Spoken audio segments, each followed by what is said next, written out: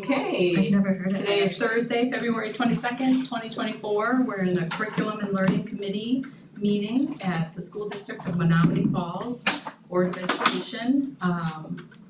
There's a possibility that a quorum of the full membership of the Board of Education may be in attendance at board committee meetings, including virtual meetings. There will be no full board action taken at any board committee meeting. Only members of the committee may vote on any item on the agenda. A live broadcast will be streamed on the school district's YouTube page. To watch the recorded meeting, please visit the SDMF YouTube site. We are at School District of Menomonee Falls, Conference Room 334, 3345 on Pilgrim Road in Menomonee Falls. And let's see, this meeting's called to order at 4:01.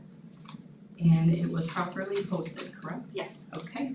Moving right along, we have minutes approval. Did you get a I'll chance? motion to approve. Okay, and I'll second. All in favor? Aye. Aye. And then moving right along, action item, high school art and design course proposals.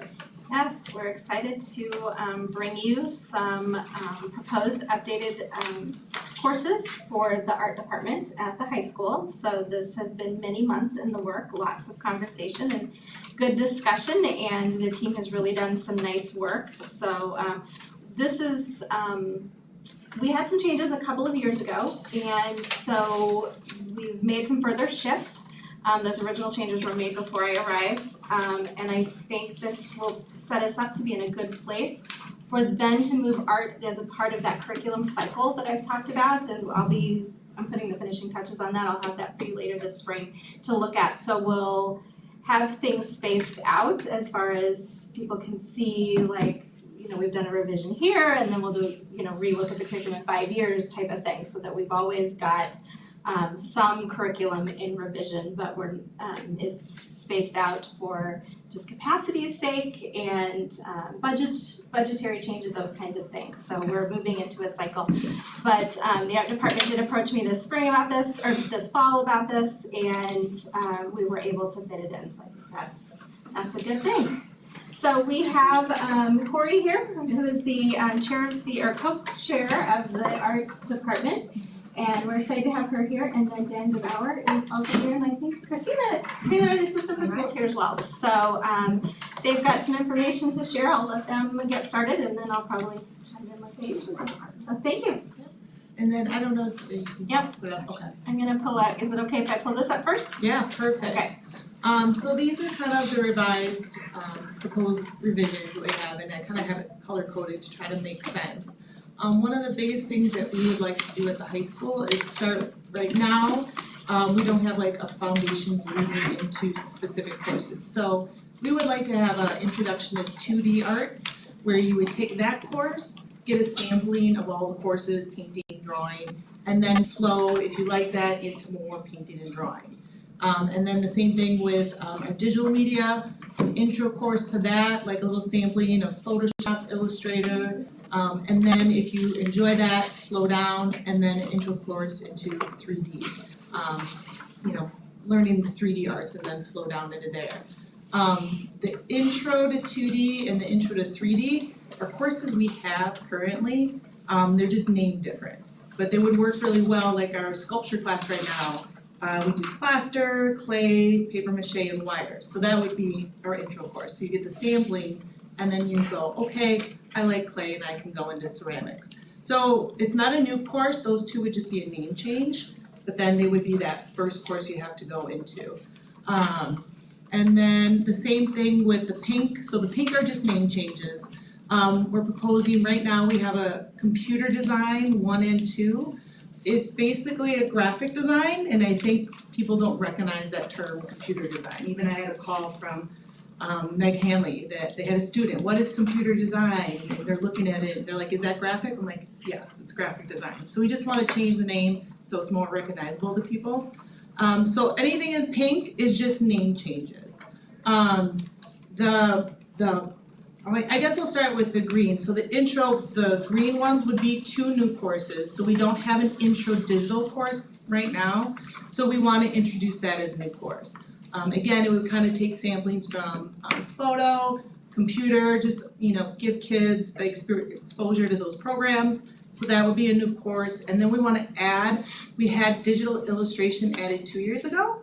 And it's a really popular course and we just feel for the field, that's kind of the direction where a lot of kids wanna go, so we wanna add a second level to that. So the green would be 2 new courses, and then last but not least, purple. So we used to have a drawing too up till 2 years ago. We kind of split it, what would be the intro class to basically a design class. But we have so many kids, and drawing just kind of that basic skill, and we have a lot of kids asking, why don't you have a drawing too? So we would just wanna bring that back. So we used to teach it, so it would be the same content, but we would just be bringing it back. So those are kind of the changes we're asking for. Any questions? So looking at the intro to digital media, so I kind of understand that concept. Right. They would have exposure to everything there. And then, gosh, I did have a question. Then be able to specialize a little bit more, Yeah. depending on interest. So you can mix and match, obviously. Right, And it's like just a right. set track, it's like an outline for them to guide them. Right, And so, is that academy related too, like? some of the courses are in their academy where they can take them, but it's not as, like, we have not planned or, that would be a specific requirement for them. Right, okay. And I know we kind of chatted about it, and I think I can mention it, but like, so if they're going to go from one level to like drawing 1 or graphic design 1 to graphic design 2, are you going to have like a grade requirement to move on to the next level? Yeah, we decided not a Okay. specific grade requirement, but they do need to have successfully completed the previous class, so they need to pass the Okay. class, yeah. So that's pretty typical, so And when will this be actually offered then? we'll start next fall, that would be the goal. So next fall then? And what's the frequency of them being offered? Because I know, and this is probably a different conversation here too, but I know what's been on the topic of conversation is also, obviously class size. And ensuring that, we're being consistent across the district in terms of the class sizes. So being an elective, are we going to offer it every time, or is that going to be still up in conversation? The art classes are full, I mean, all of them. Okay. So we don't run across any of those classes that have a small group of kids that were like, oh, do we run this, do we not run this? So like, our art program is just absolutely robust at the high school right now. What do you mean by full though, like what's the number? 25 Okay. plus, yeah. Okay. Yeah.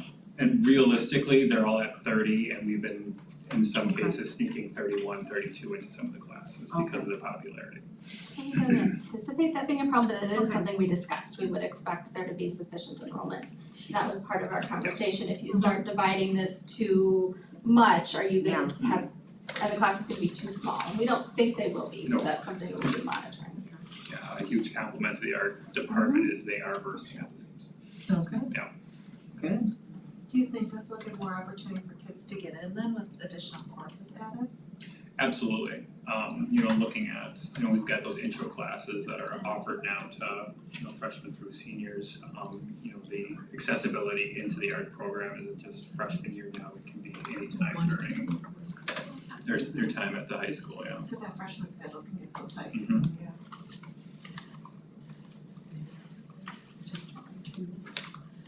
So since you're here, Terry. Yeah. What about art, is there a good segue from middle school to high school Yeah, I would within the say- art world? I think the planning and work between Okay. high school and middle school art teachers are phenomenal. Mhm. I don't know that I've ever worked with such high quality art teachers as well. Our program is busting at the seams as well. Okay, And they make sure that we do have digital art available. So we represent a lot of these in our electives as well, so students have some exposure to them. And they make sure that the different types of medium are represented, so kids have opportunity to experience the different types of mediums. So I think the hope would be that students would take some of these art classes at North Mhm. and have an idea of which of these 3 kind of Right. pathways they prefer to fall into. And I can tell you our digital art classes are busting at the seams as well, so it makes sense to me that there's a more demand at the high school. Sure, Okay. kids that are passionate about it and following through. Yeah, I'm good. Mhm. You know, my daughter, she loves it, so I'm a huge champion of it. So if we can, you know, offer that to students, absolutely. The only concern I have is just ensuring, obviously with the class size, that being part of the conversation and we can ensure that, I'm perfectly fine. I think the name changes make sense too. Yeah. More understandable for people to understand what are they signing up for and the progression. Yeah, and I like the flow and more opportunity to, you know, expand their growth in those higher levels and, yeah, it looks good. Okay, so we vote? Yeah, easy as for me. Okay, so Sorry, I need a motion. I'll motion. I'll second. Okay, and all in favor? Aye. Aye. Very good. Okay. Thank you very much. I didn't need to specify any of that. did I don't Okay. think so, we do have I some kinda paperwork that glazed you over and I that, need to sorry. sign afterwards, but I think I could if you- redo it. No, if you approve, these changes is presented, Okay. then I think we're Okay, sounds good. awesome. Thank you Alright, very much, I thank you. appreciate it. All right, moving along, we have discussion item, North Middle School schedule update. Okay. Yes, so I remember us talking quite a lot last year about the North Middle School schedule. And we voted on And- it last spring. Yeah, we Yes, did. yes, and we promised, because we are the Circle Back Committee, we like to circle back and see how things are going after we get them started. Mhm. So Mrs. Kovars is here to share an update on where they are at this point in time, considering it is still February. So kind of a mid-year, update.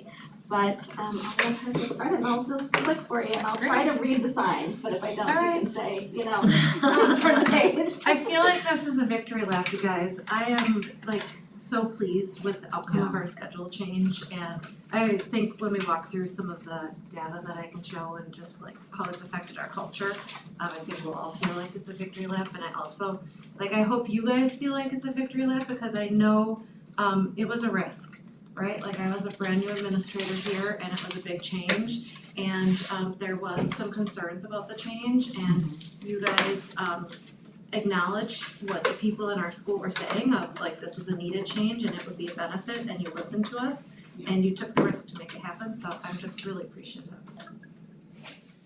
So you can go ahead to go to the next one. I had to put this in here because I want to, every time we talk about the schedule change, I want to bring this back.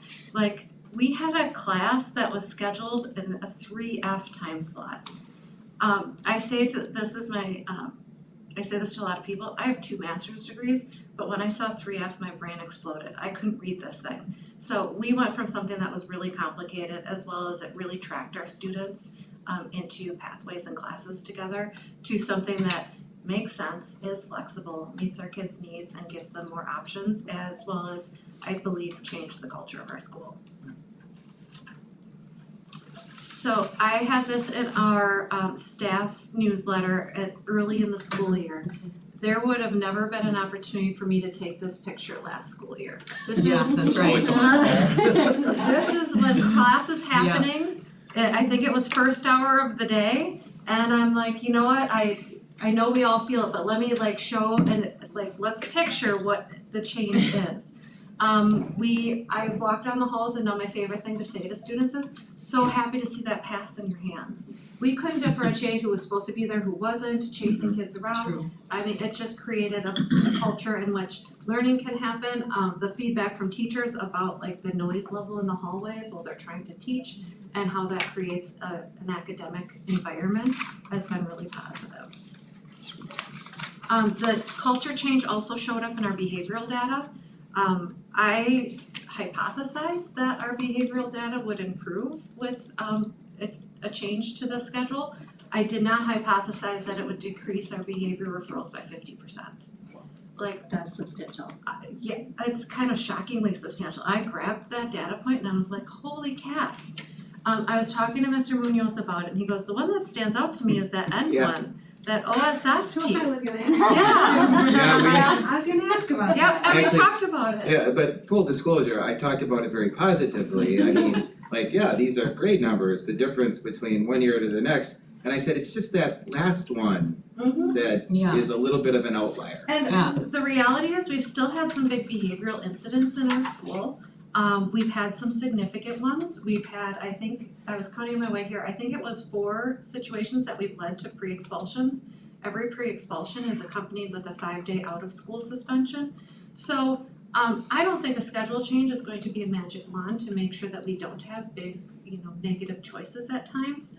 And we need to respond to those appropriately and make sure that we're giving the appropriate consequences for that. But when I look at, in particular, things like those minors going down, that to me is just the nonsense, that when you create a culture and we're growing our kids' opportunity to make good choices, that to me is where you're going to see the schedule change affect our culture.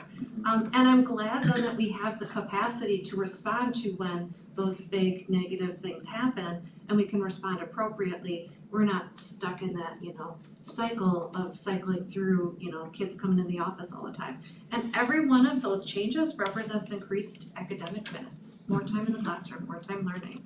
So I was really, I thought it would be better, I didn't think it would be that better. So basically, the reporting hasn't changed, it's been pretty much the same. Because I was just looking at, if you look at the absolute value, the numbers, it's great. So I just thought of proportionality, right, percentage-wise. I would have expected the suspensions to be lower too, by about half that much. So the fact that it wasn't means that it's just kind of, would we assume incidental, that it's just actually the type of incidents and the type of acts? Yeah, are probably more severe than? I should have dug up, I believe I've had 4 pre-expulsions this school year. I don't think I had 4 all of last school year.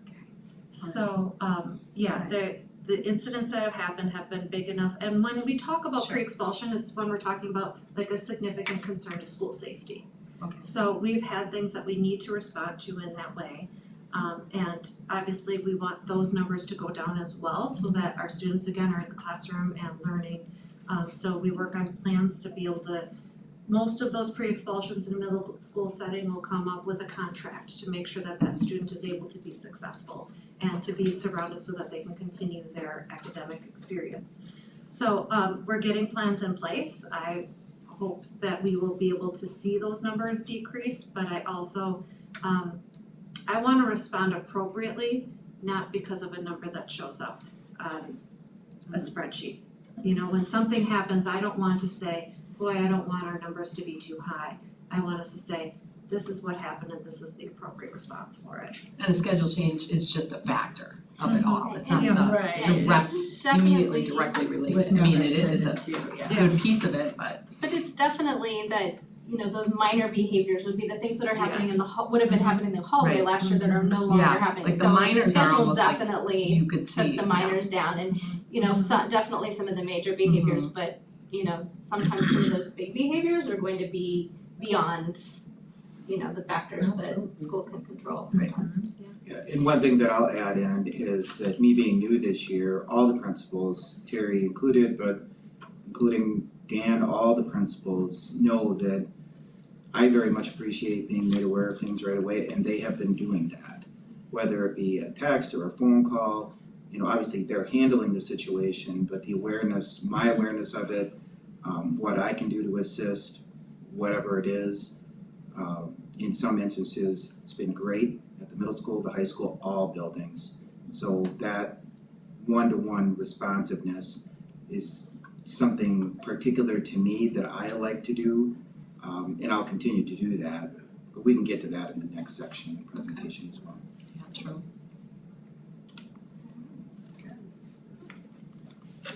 So one of our big additions in our schedule was the addition of STAR time. We did not have a structure in our schedule to be able to really meet our students and tier our interventions to our students to where they needed the right fit, right? We do have our tier 1 instruction that's, high quality for all students. And then we had our intervention classes where we would pull students out and really do an intensive intervention. But that in-between land was hard. We did some co-teaching with it, but we just didn't have a really strong structure, which is why start time, when I started scheduled talks, I told my staff, I'm like, there are some flags in the ground that I have, and this was one of them. We needed some structure to make sure that we were able to pause our day, kids weren't missing out on other tier 1 learning, but we're also able to meet them where they're at. So that the tier 1 piece of STAR has been in there, it's just largely been embedded in classes. So while the timing is different, the things that the kids are doing in the instruction existed before, right? That tier 3 instruction existed before. It's great now because now we've got more opportunity to pull students out for that tier 3 at a time that they're not losing their tier 1 instruction or losing an elective. We can't do that in 100% of the cases, but it increased our ability to do that for our students. But that tier 2 is just not something that we were really able to offer with, I think, Fidelity. I will say it's a growing practice for us. What does that high quality instruction look like? How are we identifying students? We're still working through a lot of that. And I think that's why, like, I would love to have, like, our data is good, but not super robust here, because in particular, quarter 1, we grouped our students for who we thought would need those tier 2, that small group instruction with ELA and math teachers. And after we did math tests and we got through quarter 1, we're like, shoot, we missed the mark on this group of kids and this group of kids, and we need to move this group of kids in. But that's a great part about it too, we're able to be really flexible with it. So we're moving kids in and out of that setting really flexibly. So as they're growing and as we want them to now transfer those skills into the tier 1 with less support, we can move them out. As students are having some struggles and they look like they need a little extra boost, we can move them in. And we've been able to do that really fluidly. I'm really impressed with the results that we've had so far when I look at those students who are in that tier 2. One of the things we're targeting is growth. We know our kids are gonna come with different backpacks, right? They're gonna come in at different proficiency levels, different backpacks for learning. But what we wanna look at is what are we pouring into our kids and how are we growing them in the 3 years that we have them? So really working to ensure that every student gets 1 year's worth of growth in 1 year with us. So looking at that and looking at the growth piece in our whole school population, I think it was 51% of the students were on track to reach that growth target as our whole school currently. In ELA, I think it was 47% were on track. But when I look at my tier 2 STAR kids, so those are my kids who are probably 1 to 2 grade levels behind in their academic learning. So in ELA and math, we look at their data, we look at teacher reports, we look at their grades, and we've identified them as needing that boost because they're in that range of being about 1 to 2 grade levels behind. Those students are growing at a greater rate. 60% of those students in tier 2 math have grown at that we would expect them to get 1 year's worth of growth in 1 year. 58% in ELA. So I wanna see those numbers, all of those numbers at 100. But the fact that we're seeing more growth out of those kids that we're pouring into than our general student population, and they're the ones who have a bit of a gap there, we're closing that gap and we're pulling them up to proficiency at a greater rate. So I feel like we're getting the bang for our buck there. I wanna keep amplifying that. But I'm pleased with the kind of initial data points for it. So remind me again, how long is your start time? 30 minutes. 30 minutes, Mhm. okay. And then I know that the music program and band was one of the huge issues that came up. How is that working with start time? Are you seeing good results? You know, I just had a rounding conversation with our music curriculum chair, and she said, Terry, the lessons during STAR time are such an upgrade for us. She said the fidelity of the lessons are increasing. They were pulling kids out of their academic courses for lessons previously. Sure. So that, we obviously want them in the classroom learning as much as they can. But additionally, she said, you know, teachers would maybe not feel like sharing that student and not give the reminder, or the student didn't want to miss that learning, or they had a test coming up. So, Sure. and she said the lessons are happening with greater fidelity and greater regularity. They've been able to plan and group students so that our students who are in band or orchestra or choir that need that tier 2 support, we're able to find a day that they can go, that they're still able to get that support. So it's been like a lot of puzzle pieces to make this happen. but I think the upswing for it's been really good. We also were able to add in choir lessons, which we didn't have before. And orchestra lessons that were a bit more spotty in the past, so I think we've been able to just create a structure to make sure that happens and make sure it happens in a way that it's not getting in the way of our other learning Sure. and like we can do it consistently. I had a question when you were talking about like the growth rates of the Mhm. students, which is great, but how do you establish like Map the testing.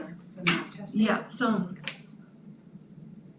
And do you have, how do you substantiate that for certain like students, right? Because there's some who are further behind versus others. Are you, being mindful of like who would be more in catering and tailoring?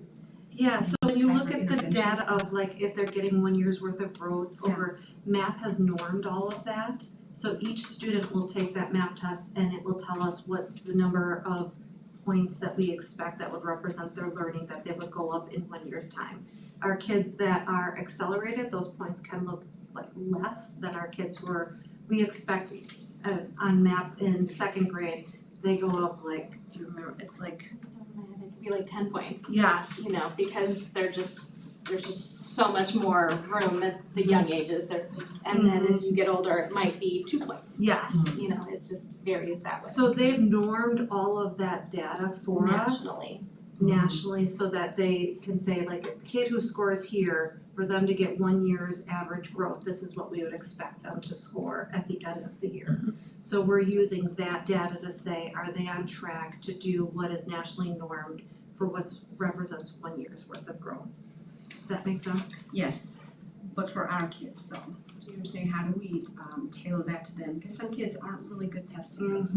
So those map tests doesn't reflect it accordingly in regards to what we would need to do for them in the classroom. Right, I mean, is there input there, like in regards to teachers? so we triangulate our data when we're looking at our students who are going into these groups. So we look at our MAP scores, we also look at grades in the classroom as well as teacher reports. Okay. And then if a student is in a place where they're doing some progress monitoring, like tier 3, we would bring that progress monitoring data in as well. Okay. So the interventionists have been amazing, Amber Carsons and Rebecca Epping. They've really taken the lead on creating the systems for this, as well as meeting with the teachers ahead of time. And then we come together, me, the school psych, school counselors, and interventionists, work on grouping kids, working on the scheduling piece. But before all of that, they're gathering the data from the teachers, and they're getting a picture of what that student looks like. We also need to look at, sometimes the classic example is the student might have had a divorce in their family and their academics fall off for a while or something like that, and identifying what's the right support for them. Sometimes it's an executive functioning need, and during the start time as well, my counselors have been able to offer executive functioning groups for those students to boost up those skills. So it's not just one data point that puts us there. I don't know if this might be too loaded of a question, but the MAP data, has that been a good predictor of the forward scores, especially like in ELA? Yeah. Okay, Yes. I guess it wasn't loaded. They actually have a little chart, like there's something you can click on that like Yeah. transfers it over to Okay, expected proficiency. Where I will say it does not do a great job in Yeah. ELA, MAP really measures reading. It does not measure that writing skill, True. which is one of our areas that's been a struggle for us on the forward. So, but looking at our data, it has been predictive of what our data looks like on the forward. And moving forward with Act 20, the forward yeah, results will come to us in a slightly different way. So we'll have Okay. specifically a reading score and then also have other English and writing okay. scores. So that'll be something new moving forward next year. Sure. Any other questions before we move on? Okay, we still got more. I was just gonna say, Not reading the cues. yeah, I didn't formally survey Yeah. anyone, but. You know what, that's okay, at this point. Well, we do so Like, many you formal know, surveys, I didn't wanna do I it kinda like- quite honest. The fatigue is real. Yeah, but talking to my teachers and talking to staff, Yeah. and we do rounding conversations all the time. The feedback has just been overwhelmingly positive for the schedule change. I was at a conference yesterday where a staff member's family member happened to be at that conference, And she goes, oh my goodness, the staff member just loved the schedule change that you did. So like they're talking about it with their family members outside of school. Sure. Students, they are also sharing like they love not having the 90-minute science and social studies. The class length they feel more appropriate for them. They like having the classes every day, like student feedback has been really positive as well.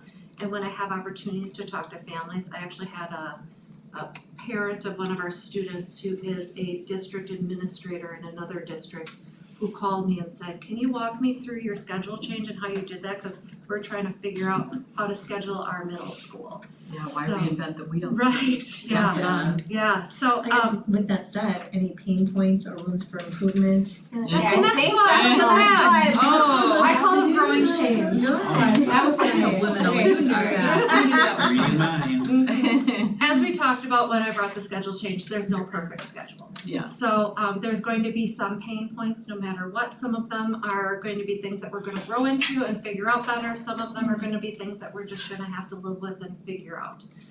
One of the areas is our sixth grade electives are on a quarterly basis. And so they're every day in a quarter, where our seventh and eighth grade electives are all year long A-Day, B-Day. And that creates some imbalance, and just like for our teachers and staff in particular, switching their mindset of like, I've got the same group coming for this time and then the A-Day, B-Day with seventh and eighth, that's been a bit of adjustment. Was that created so that the sixth graders had more options? Or how did we get there to begin with? That is a remnant from our previous schedule. Okay. So sixth grade is on what's called the wheel, so they've got 4, if you don't do one of the music classes, you've got 4 courses that are one each quarter. Something that I've been thinking about and what might be a future move is to, instead of doing it one each quarter, to do an A-Day, B-Day by semester for sixth grade, and then it would more mirror seventh and eighth.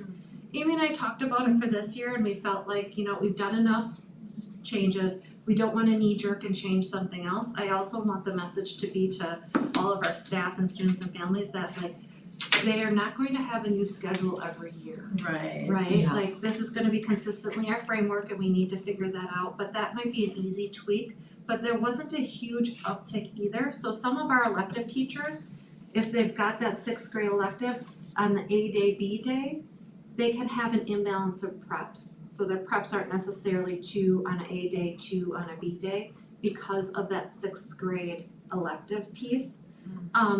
And if we switched sixth grade to semester A-Day, B-Day, it didn't make the problem go away. So there wasn't enough of an uptick for us to look at that change at this time. I am hearing some positive feedback from staff about the idea of exploring that. So that might be a future conversation for us. But again, I think we just need to live this for a hot second and not say, oh, this is, let's tweak this, let's tweak that. Yeah. The other piece is world language teachers. I talked to them and they said, yeah, we're gonna need another year to figure out that pacing. Because it is a change. They were seeing their students every day and now they're seeing them every other day. They did not feel like it was something that it was a learning experience. They were gonna be able to fix that pacing and that things would be at a place where they felt comfortable with it next year. But again, it was just an adjustment period for them. And then the other feedback I've gotten from my physical education teachers is that, again, because of that sixth grade alignment, we used to be able to do like swimming all at the same time. And so the alignment of activities across grade levels for PE is not as easy and it's more complicated for them. So they're setting up multiple different activities in the same day. Again, they said, it's not ideal, but it's not backbreaking or undoable either. So those are, I think, the pain points that have come up so far. Sure. How has staffing been when like you need subs and things like that? Is it? It's been so much better. I So kind of figured. I also stole an idea from my previous district in which we had teachers with one protected prep and then one on-call prep. So teachers know ahead of time, like this is the prep when it cycles through, because I've got, 5 to 10 teachers during each of those periods. when so it won't just be me every time I need a sub, but when it cycles through that group of teachers, I know I'll be on deck, we've got a listed order so they know that it's coming. They also know that both of their prep times won't be eaten up. We were calling people for like, hey, can you give me 15 minutes because our class periods didn't line up. And it's just a better experience for our students too, right? They're not having 3 different adults cycle through in their class period to handle them when their teacher is out. Now we've got a consistent person with them for the whole class time. I didn't even think about putting that as a positive. Well, I remember, Good job. I remember that comment Yeah. last year, so, yeah. About, it was a struggle. Mm-hmm. Any other, okay, any other questions, or I think we kind of asked along the way, Yeah, I right? asked mine along the way, but I think it's, obviously it's good to hear that it's going well. And, again, with the little adjustments that need to be made here and there, but it takes time to even figure out what that looks like. Right. And then, I know that the music program was a huge concern for band parents and just glad to hear that that feedback is going well there too and Yeah. more consistent. And it does make sense if you think about it, so. Mm-hmm. Yeah, I think there's been more positives than negatives that have come from that more controlled setting for the kids, reflected in their behavior. Good for teachers, good for the buildings, just everything around, so that's good. Obviously, little hiccups here and there, but they don't seem like major things, so. No, and I don't know that there's ever a magic one that some of those things won't be there. Yeah, I don't know that there would be that perfect schedule in middle school. Mm-hmm. It's a lot going on. And I think safety wise too, it probably helps a lot, Yeah. just overall with the hallways and control of flow, flow of traffic. Joel, do you have any questions or anything? No, that's good. It's good to see we're moving in a positive direction and yeah, those little concerns we can address them as they come up. Right. Well, very good, well, thank you. Yeah, Thanks for thank you. sharing, appreciate it. Thank you.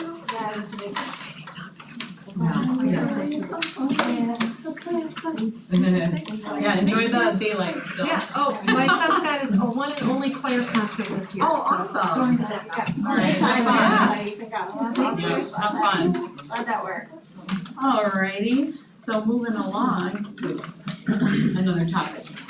Student services update, pre-expulsion, suspensions, and attendance. Yeah, I have a That sounds document. loaded.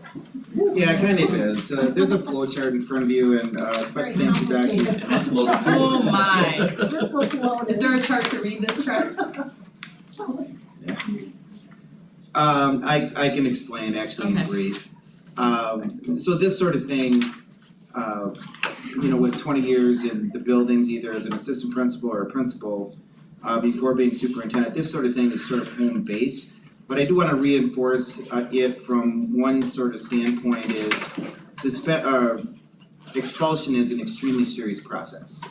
So if you're expelled from one public school, you're expelled from all public schools in the nation. Just want to reiterate this point, that an expulsion from a public school, it's something it's not an everyday thing, nor should it be. But an expulsion from a public school is, with full faith and credit in all 50 states of the United States, no other public school in the nation would have to take students. Okay, so it's an extremely serious thing, and we haven't had any this year, so that's good. I'm not saying we're not gonna have any, because like was said, I think very well by the middle school principal Terry, is that we're not gonna look for stats and, it'd be great to have 0 on the whole year, but we're gonna respond to situations from a safety perspective. When you come to an expulsion, there's a couple of legal things out there for expulsion. For example, conduct at school under the supervision of a school authority that endangers the health and safety of students and staff is an expellable offense. But also conduct not at school, not under the supervision of authority that endangers the health and safety of students and staff is an expellable offense. Those are two very different aspects of the same statute, but so there's some have-tos. For example, weapons, there's some have-tos with expulsions, okay? So I just wanted to give an umbrella over expulsion. Pre-expulsions, we've done those more often, and I think that's a very proactive piece. I'm now directly involved in all pre-expulsions as of about a week ago. I had done a lot already, but I think it's important that the students and the parents that are involved in pre-expulsions know that I'm involved because, hey, after that, it's coming to the board for determination. If we can't work this out in an abeyance agreement, and you can flip to the back and then I'll kind of work backwards a little bit. So the whole point with a pre-expulsion is to get to what's called an abeyance agreement. So you can see under pre-expulsion where they list abeyance agreement, essentially at the end of the day, the goal with the pre-expulsion, if we go in that direction, like was said earlier, it's in danger of health and safety. There's a major incident that has occurred, and we want to make sure that there's an understanding, a written agreement that everybody agrees to, parents, the school, the student, there's conversations back and forth. Of course, they're confidential and private, but they're critically important to avoid so many expulsions, which you don't want, because that's an extremely, litigious situation. Years ago when I started in this business, as an assistant principal in Kenosha, pre-expulsions weren't really a thing. They weren't very common. In other words, there was hearing officers and a lot of, you just went right to expulsion.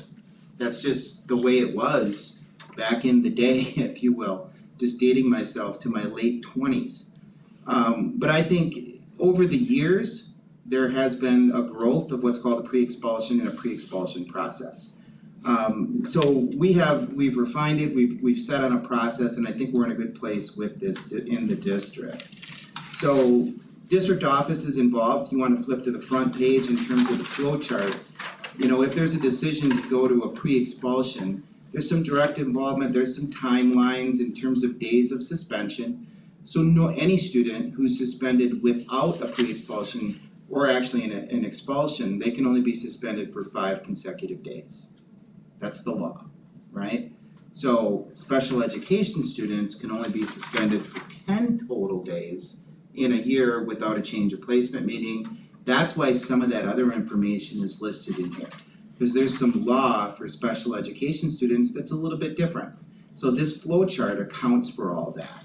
The flow chart accounts for the differences in the law with students with IEPs and students without IEPs.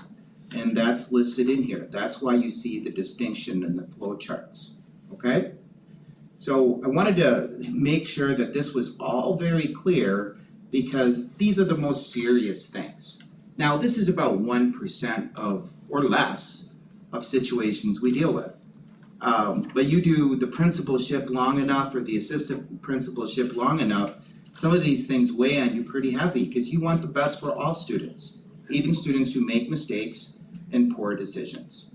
So this is mostly an understanding of how we give students second chances if we're able to, right? And in my experience, most times you're able to give second chances, sometimes you're not, unfortunately, and we're prepared for that as well.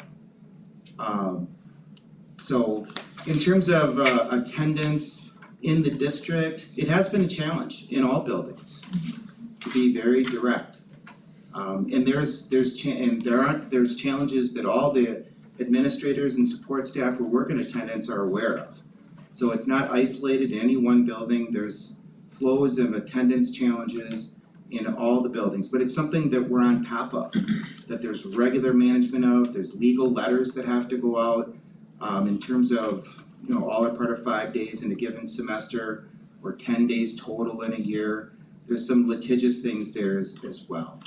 But suffice to say that the district's in a good spot with how we're responding to poor attendance, but also off-track behavior. Some very good reported information from the middle school with respect to their behavior data this year versus last year.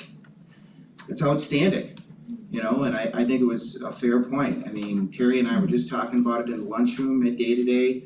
I was there to talk to a staff member and talk to, students and everything like I do in some buildings. I happen to be in the middle school today, and she says, yeah, you probably saw the one number, and I said, yeah, it's 26 and 27. But I think she had there's a very good response to that overall incidents are way down in the building. But some of the major incidents, even 4 or 5, are gonna be reflected on multiple days of suspension because they were serious incidents. So how's it been at the high school? I would say a lot better than what it was last year. I feel like, now that we've been there for a year and a half, our expectations have been pretty firmly entrenched, and the vast majority of our kids, I would say our tier 1 kids, 95% of them do what they need to do every day, and the ones that we need to work with, we do. I don't have a comparison set of data in front of me right now. I don't think our suspensions are radically different from where they were last year. I know the incidents that we are suspending for are different though. Last year it was more physicality, this year it's AODA. And we see that actual same trend in the middle school as well. Oh yeah, with one exception, just going through the incidents in my head. Like I said, they all do a very good job of making me aware of things. I'm not directly involved, obviously that's their job to handle and work things through in terms of, whatever the discipline is, whether it be, pre-expulsion, suspension, or whatever it is, or police involvement, but it's important that I'm aware, and I have been, including even today, an incident at one of the elementary schools that we're managing as best we can. But generally speaking, I think we're in a very good spot with respect to discipline, attendance, our pre-expulsion process and expulsion process. Always refinements when someone's new, meaning me. And we'll continue to make those refinements when we get through this school year. But I think we're at a point where things are going very well. Close to the end of February, feels like spring out, even though it should be the dead of winter. But I know, it's gonna snow tomorrow. Oh, Is it really? he said it. Yeah, the superintendent's group, I just got the email, it's gonna be a big snow tomorrow, but it's later in the day. Yeah, it's coming later in the day. So do we have a lot of pre-expulsions in the We had, yeah, I think there was, Oh, just 2 this year. yeah, a couple at the high school and I think 4 or 5 at the middle school, 4 for sure. I was involved in 3 directly myself, so I know. I assume they're successful because obviously expulsions come to us and so we haven't Right. really heard, so I'm probably saying that's pretty successful. They've all been No successful reoffending, yeah. in that there hasn't been I mean, we never wanna hear any of them. Yep. I never wanna get to our point. successful from the standpoint that there's Right. been no violations of the abeyance agreement to Yeah. the level that it would come to the board. And that's what we want, Yeah. as educators. Students are gonna make mistakes, they're gonna make mistakes, my own kids made tons and what do you do to change that behavior? That's what we're really here to do, is how do you change that behavior? First thing they gotta do is admit that it was them or that it's wrong and then eventually change the behavior regardless of the level, from K to 12. So I just had a question on this flow chart here, Yes. you were talking about the pre-expulsion. And you have the special ed over here, so for special ed students, do they go through that same flow chart for the pre-expulsion also? You Yes, also alluded to the fact that they also had separate rules, but that's for actual expulsion, correct? yeah, for the expulsion, they would have to do what's called a manifestation determination. So a manifestation determination is a determination if the disability is that which caused the incident, if you will. I mean, that's the gist of it. I mean, it's a whole process. There's lots of questions. But a manifestation determination is a specific IEP driven, it's a separate meeting that wouldn't involve any board members. They make a determination that would come to the expulsion meeting so that the lawyers and everybody would be aware about the association with the disability and the incident, if any. So there are no separate rules for pre-expulsion for special ed kids, huh? Yeah, there doesn't need to be necessarily, because a pre-expulsion in the matter of the law is really an agreement. Okay. It's not a statutory incident. And that's kind of built into that. You're special ed building, process already. yeah, in manner of the law, if you look at state statute, that there isn't pre-expulsion in the state statutes.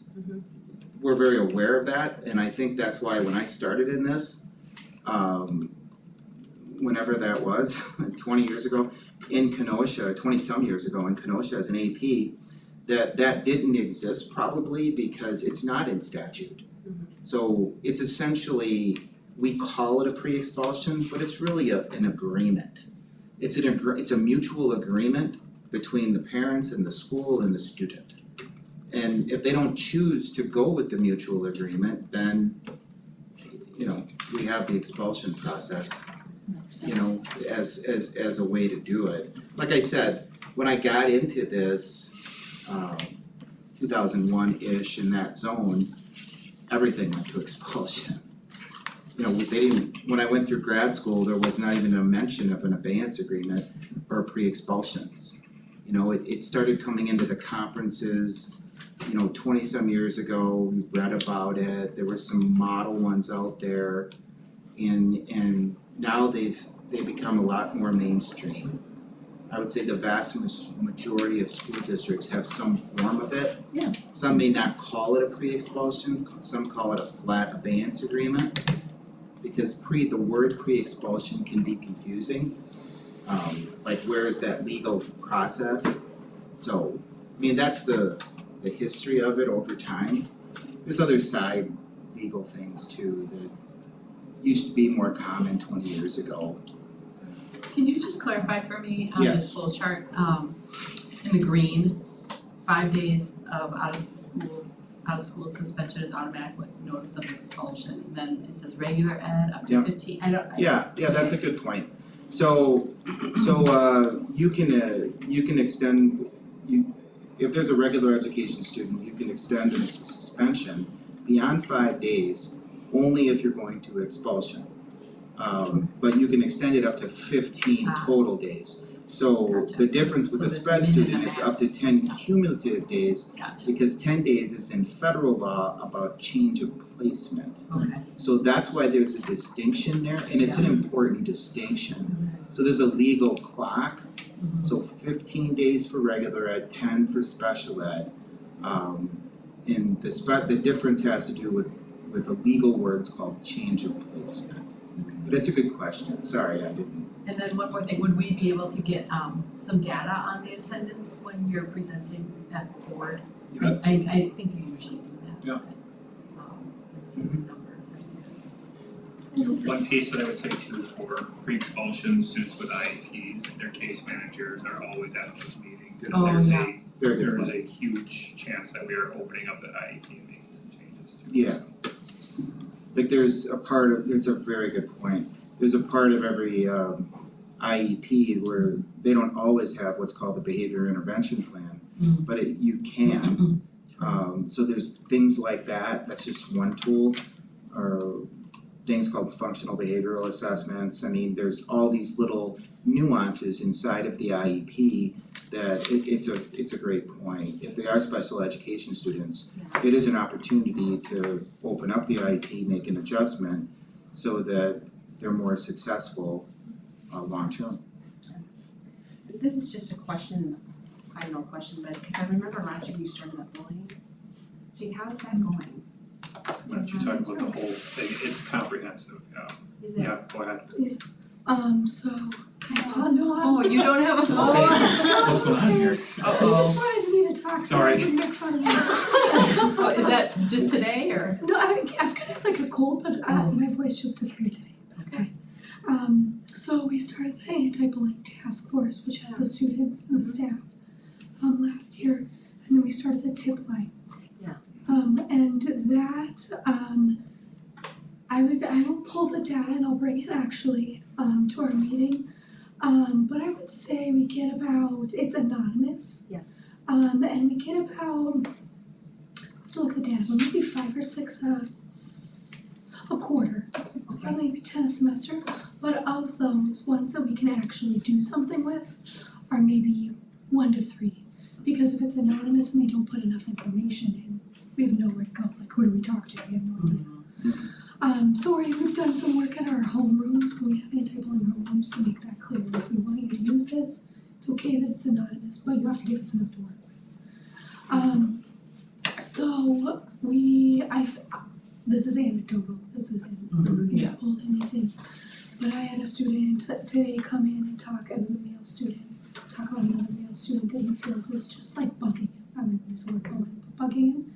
And I feel like we've had more this year of people being comfortable saying, so they're using the tip line, but I feel like just in general, the culture is a little bit, like it's baby steps, especially at the high school. Easier to have those But a conversations. little bit more saying like, I'm not okay with this, I'm not okay with how this person is treating me, whether or not it's bullying, that's a whole different thing, but just letting an adult know that this is not okay. I'd jump in and say, regarding our AODA suspensions, I would say half of those are because of students coming forward to us and letting us know what's going on. Yeah, exactly, it's that trust factor of the culture too, that they know that they can come to you. Because I just remember our conversation when I actually met with you and it was just very new. And there was that part where the logistical aspect of if somebody is actually reporting and monitoring and it's like this gray area of if it's like, let's just say suicide, things of that nature, what do we do with it? And I think that's what you had brought up at that time, so I wasn't sure how that was addressed or how we. Yeah, my anecdotal view of like the high school in general, I'm not there nearly as much as I'm in all the other buildings too, is the culture seems very good. I mean, you go into any large high school, right? I ran a large high school, there's some very similar things. You're gonna have a lot of people together in like lunchrooms and you have these interactions that occur. And those sorts of things, when I'm around, everything seems relatively healthy. I'm not saying there aren't things that happen, of course there are. And, of course there are, but generally speaking, things seem pretty good. And I don't tell them when I'm coming, I just show up at different times. Oh, when else is in second lunch today? Sorry to We interrupt. put in on the tip line, that if, like the very end Google Forms, you know how you can't move on. That if this is an emergency, you need to call 988 Yeah. 911 got it. to, cause we did not want any. Yeah, emergencies. So we're using, speak up, speak out. Yes. Yeah. So Zoom. they can use speak up, speak out for emergencies or call the local authorities. But this is like, if you have a concern that's not immediate or life threatening, or, someone's got one in the works. Yeah, that's new this year, that's through the Office of Justice, Office of School Safety, Department of Justice, Office of School Safety. I've always used it before and, at first it can be a little bit uncomfortable because you have this outside, other people are watching it, so, meaning the Department of Justice.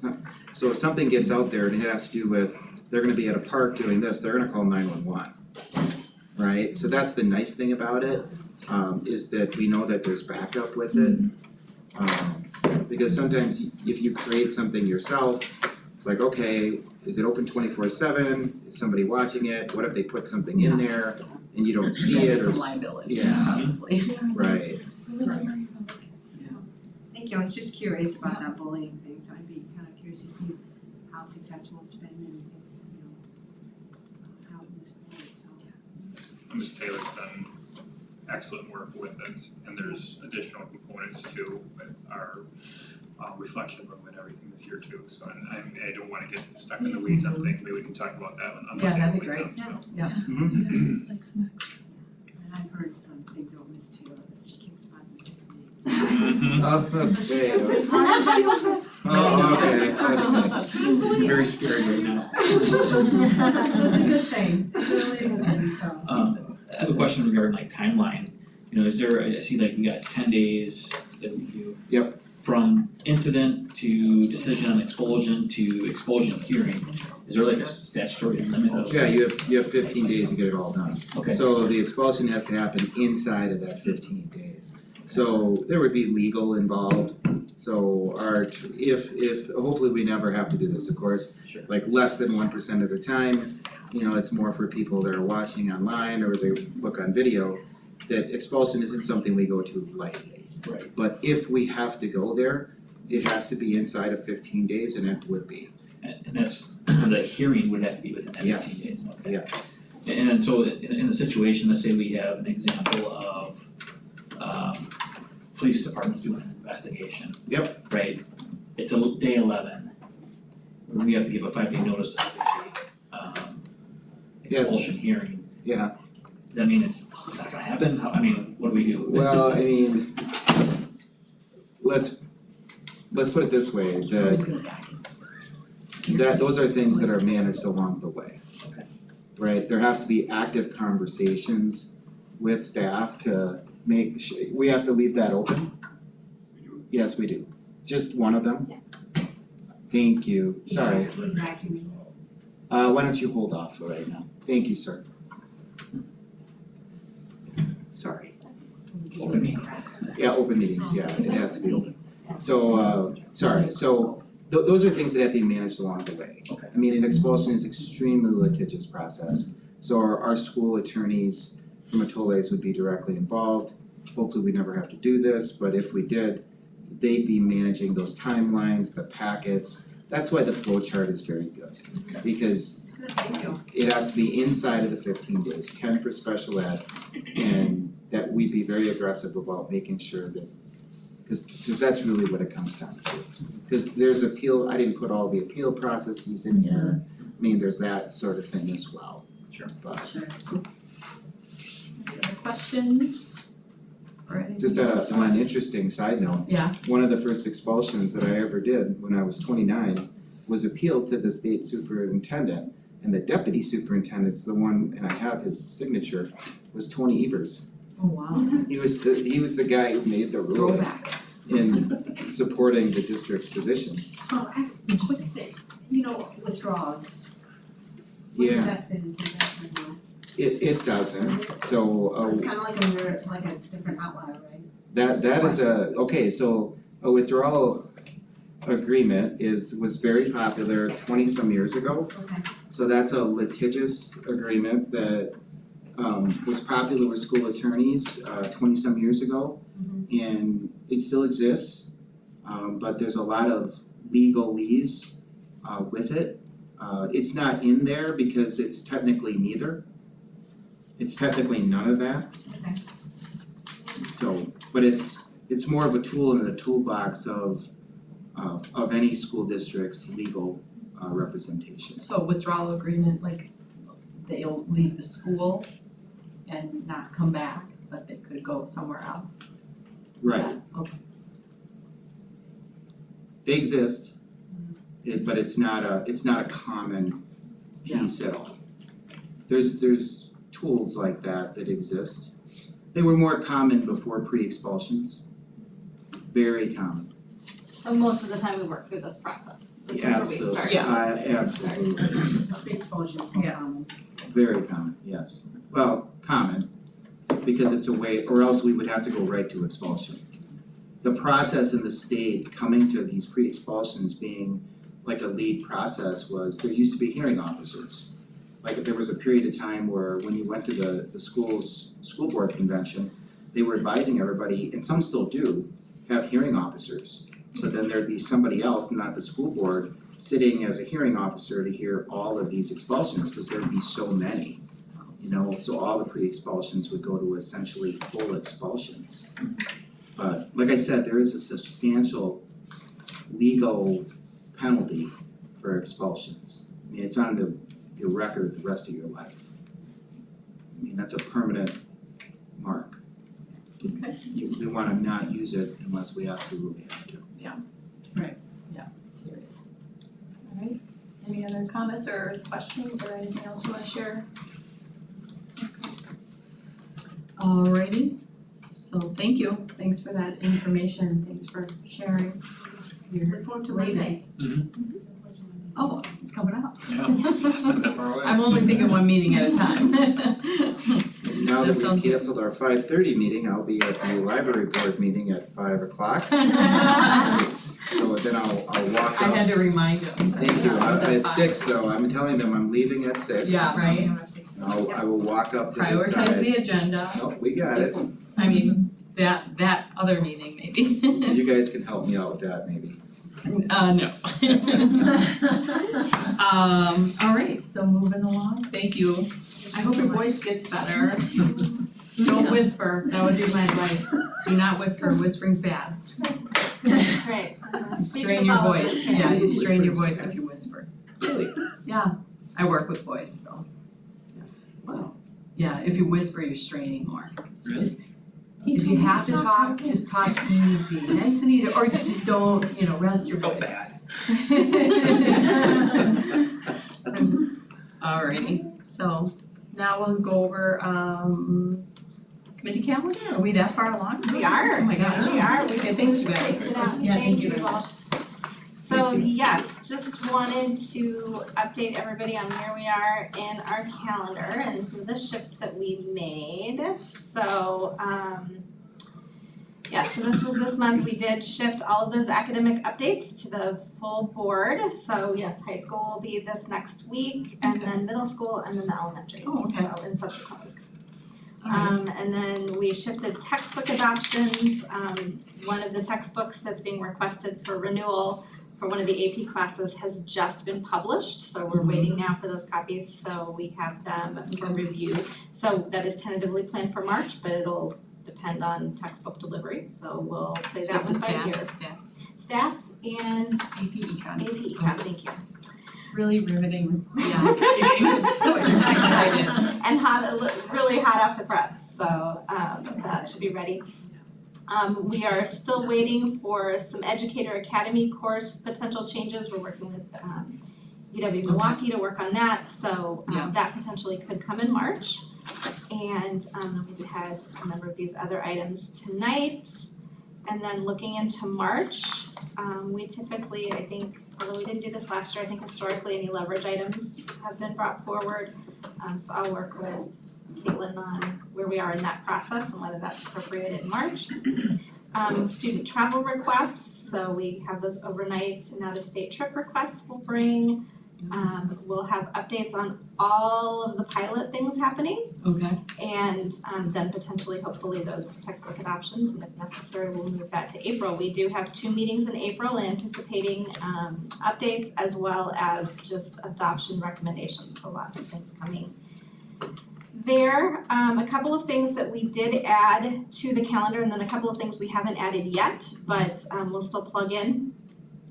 One is there is a new graduation requirement that will start with next year's freshmen for a requirement of personal finance. We already have that Yeah. course built in and have it as a graduation requirement, but what we're working on right now is does our current course meet all of the required components. So we'll bring a brief update in May, just to let you know where we are on that.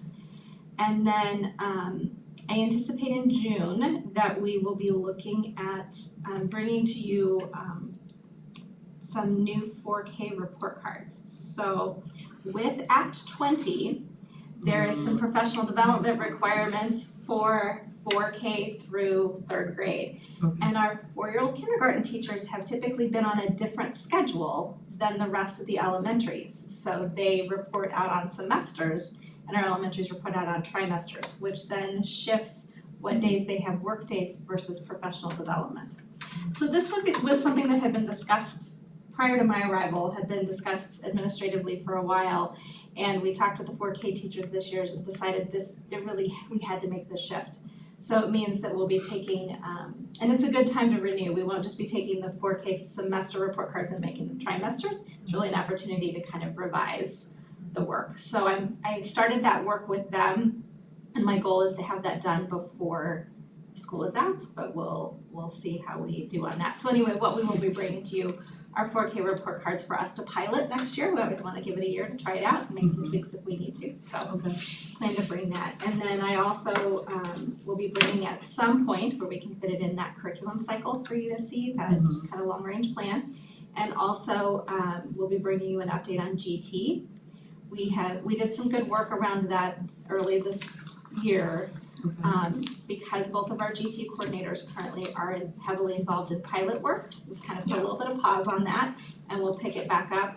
They also both have some summer hours, so that may come to you later in the summer. So Okay. we're kind of juggling those items, but all of those things are important. It's just a matter of being able to get all of them accomplished in a timely manner. So that is the calendar update. And then we're set on meeting dates, right? We're all- Yes, our next meeting is March 14th at 4 o'clock, and then we I have like this April. 4 o'clock, I like this 4 o'clock I time. know, it's just- Yeah, See, the April sun 3rd is is 6 so- o'clock though, Yeah. and then April 17th is also Oh, did I mess Yeah. that one up? Maybe I. So, no, I think it was a combination of factors Yeah. that required the later time. It may well have been my schedule. So we get to enjoy a little bit of 4 o'clock and then Yeah. Yeah, 6 o'clock, and maybe we can work our way back to 4 Yeah. o'clock. I like the 4 o'clock. But, yeah, Take it out early. All right, so then, well, we set the next meeting date, that's all good, so we can adjourn, right? We're good? It's been very fun. I'll motion to adjourn. All right, I'll second. all in favor? Aye. All right, thank you. thank you. I am like, sorry. Sorry about that. You know me, I don't like. No, I said, yeah, we're still, Sorry. Give me 1 second.